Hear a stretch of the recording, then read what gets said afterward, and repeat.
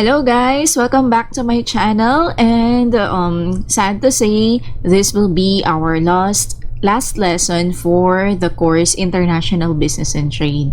So for our last topic, I'm going to discuss different business considerations.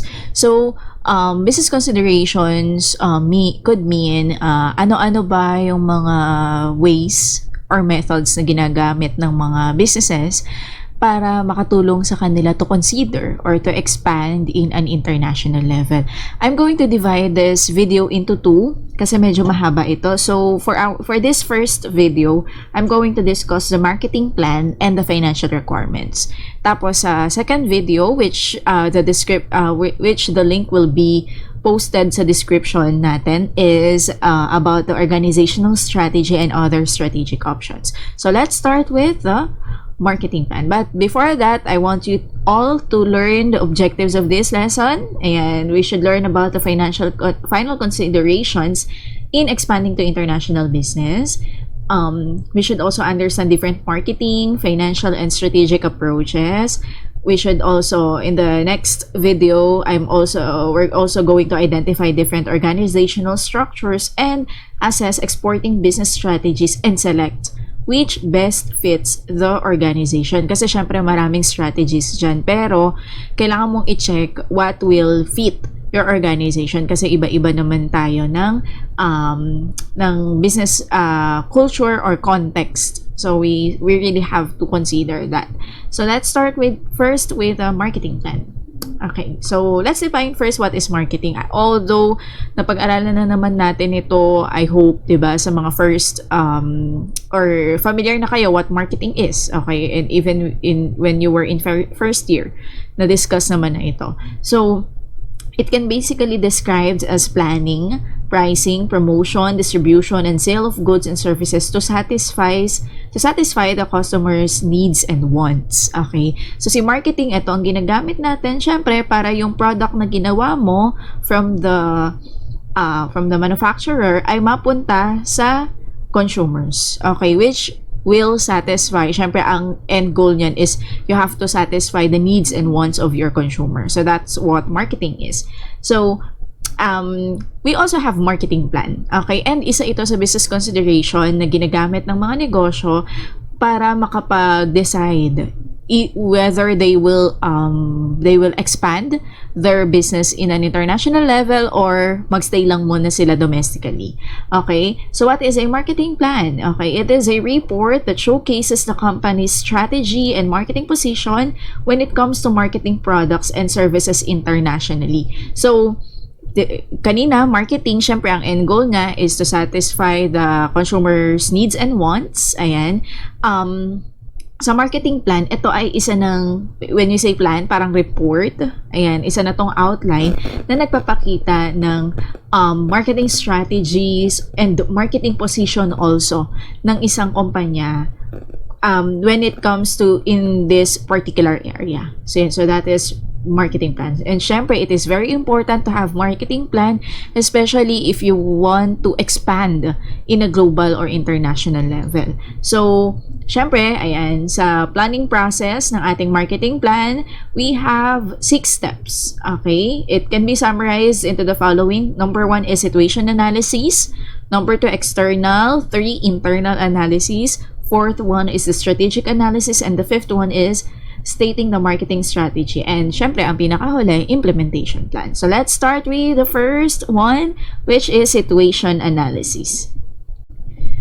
In the situation analysis, so we will start with the so syempre we will start with the background information, the history, okay, describing steps, vision, mission, targets of the company, organizational culture and structure, and finally the strategies. So from the word situation and the analysis, okay, so here we're going to review, ayan, what really is our vision, mission, what are our goals, ano ba yung target ng kumpanya, why are we conducting this marketing plan, or ano ba yung target ng company for this particular, bakit ginawa itong marketing plan na to. So yun, so that is what will be included in the situation analysis.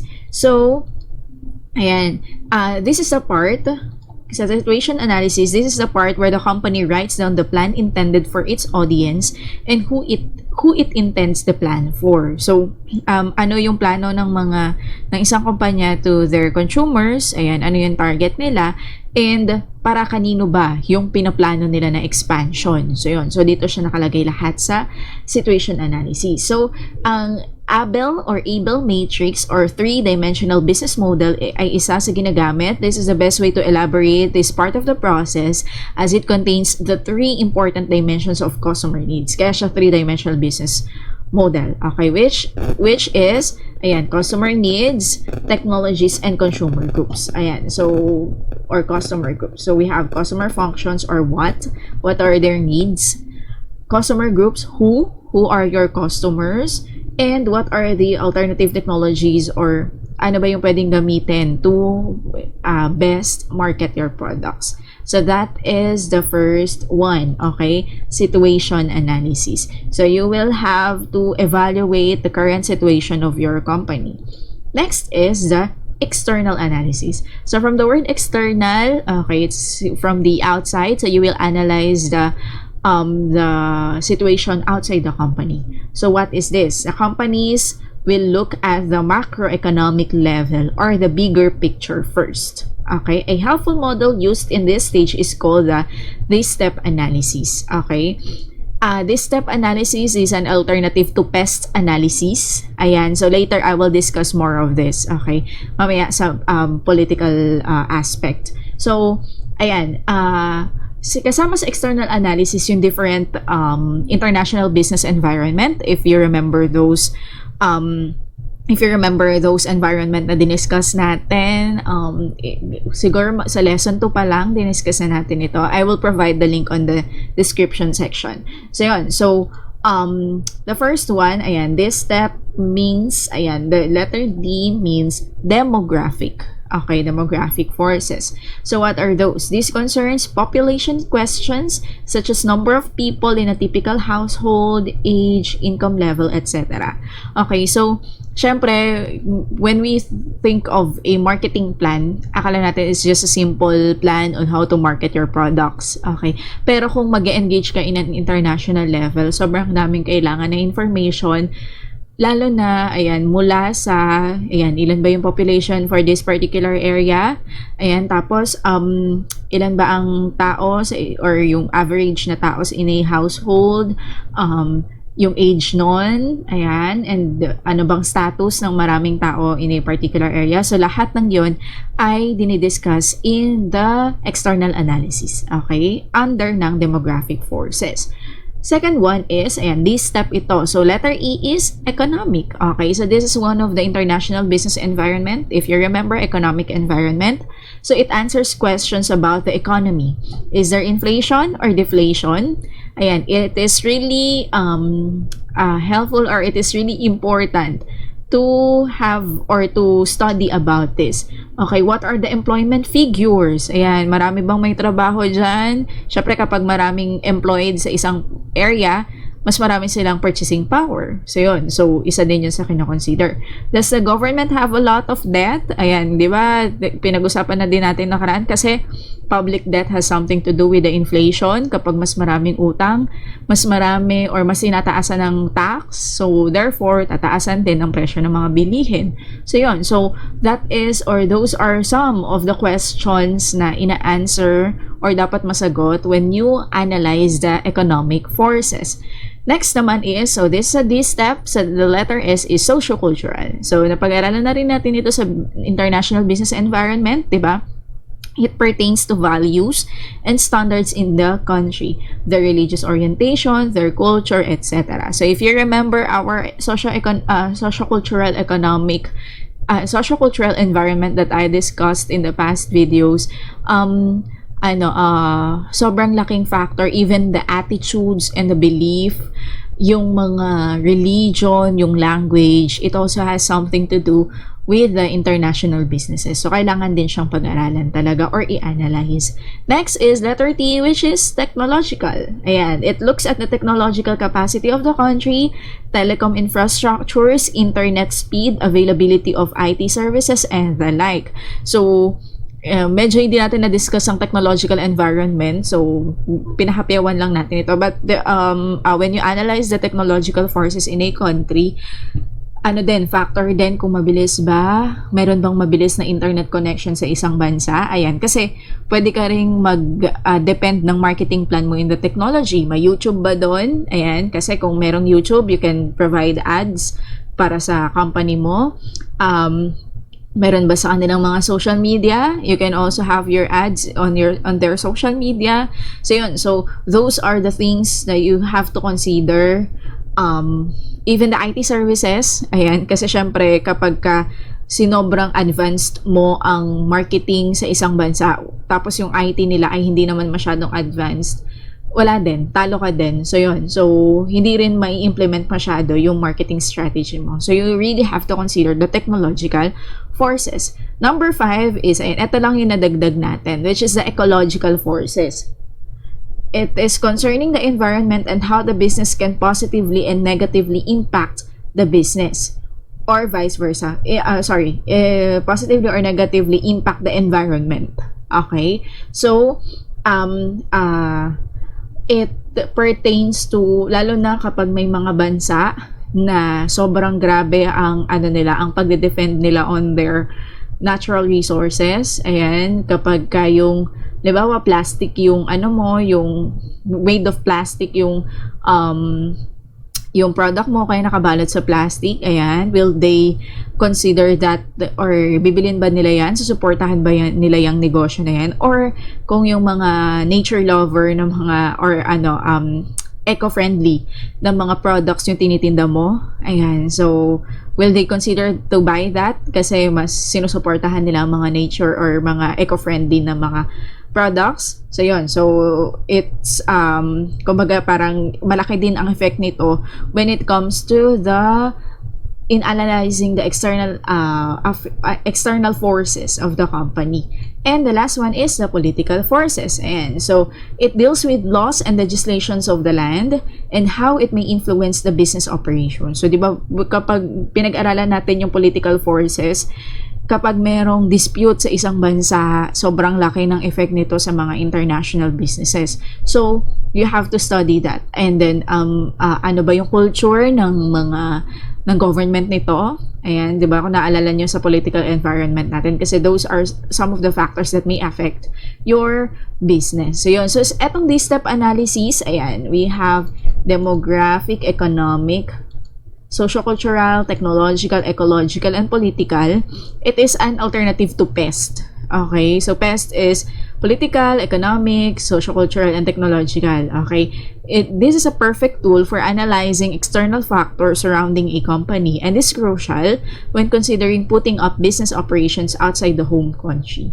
So other analysis method for our external analysis would be meso-analysis, ayan, Porter's 5 forces, ayan, if you remember that. So you can use that in this stage. But the bottom line is the external analysis should look for the opportunities and threats. So you can also use SWOT analysis. So companies need to do extensive research on all the external factors that may affect the business. Hindi man sa ngayon, but later on it may affect your business. Okay, so that is what you should ano yung kinapapalooban ng external analysis. We're done with the external analysis. So, from the word external, you will study the outside forces. Okay? Now, we will proceed to internal analysis. So, after analyzing the external factors and looking at the macro level, this stage now concentrates at the microeconomic level. So, mas into detailed or the specifics yung kailangan nating i-analyze dito. And this is an analysis of the company itself. Ayan. So, sa internal analysis, we use this model. So, but again, yung ibang company, they use this. Yung ibang company, they use other models, okay, to analyze the internal situation of their company. Okay, so, ang 7S McKinsey model is a model created by Robert Waterman and Tom Peters in the 1980s, which looks at the elements of the business, such as structure, system, skills, styles, staff, and shared value. So this is the superordinate goals, and this is the shared values. Okay, so they will consider these 7S: skills, strategy, structure, systems, staff, and the style. Okay, so they will use these 6 forces para mabuo itong superordinate goals or yung kanilang shared values. Si 7S can be divided into hard and soft elements. Ayan, ang hard elements niyan, it pertains to the structure, strategy, and the system. Okay, which can be considered core and formal in an organization. However, itong 4 soft elements can sometimes be abstract, intangible, and varying as it carries which influences brought by the leader and the culture they inculcate in the organization. So other models are value chain model, ayan, and the internal analysis and BCG portfolio. You can use this at this stage, okay? But again, the most important thing is strengths and weaknesses dapat ang maging main point ng internal analysis kasi you're going to study the business itself. Okay, now, next is the strategic analysis. Ayan, it involves SWOT analysis, ayan, strengths, weaknesses, opportunities, and threats, blue ocean strategy. I have read blue ocean strategy book. Ang gist lang niya is, kaya daw yung mga companies ay madami ang nalulugi. Ayan, kasi ginagaya mo lang kung ano yung marami na. For example, milk tea. Tapos hintayo ka ng milk tea shop mo. Okay? So yun. Pero sa Blue Ocean Strategy, yung mga companies daw na gaya-gaya lang, okay, they are in the red ocean. Okay, if you're going to look at it, para daw yung mga shark nagpapatayan, so there will be blood in the ocean. Kaya ang tawag doon, red ocean. But in the Blue Ocean Strategy, you are going to you are going to think of your new product for the new market. Kasi kapag nasa red ocean ka, para-paras kayo ng market, nagpapatayan kayo. So yun, pero sa Blue Ocean Strategy, you will create your new product, anong strategy yung gagamitin mo, ayan, so yun. So, that is the gist of that book. You can read that also. I think you can download the PDF online. Ayan, portfolio analysis, issues, and etc. Okay, so that would be for strategic analysis. And next, or the 5th one, is stating the marketing strategy. So, syempre, in this stage, the company now looks at its market segments. Ayan. If you remember market segmentation, ayan, in our last lesson, it targets the niche and makes a strong positioning and defines itself apart from the competition. So, eto, you're going to think of the marketing strategy now when kung parang ang goal mo is paano ka mag-stand out doon sa competitors mo. Ayan. So, kailangan you should think of the other way. Ayan. You should think of new ways on how are you going to stand out in your competitors.